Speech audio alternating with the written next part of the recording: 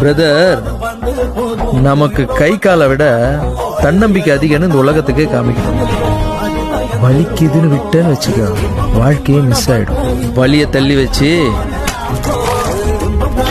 தண்ணியை குடிச்சிட்டு எழுந்து கலக்கு. All the best.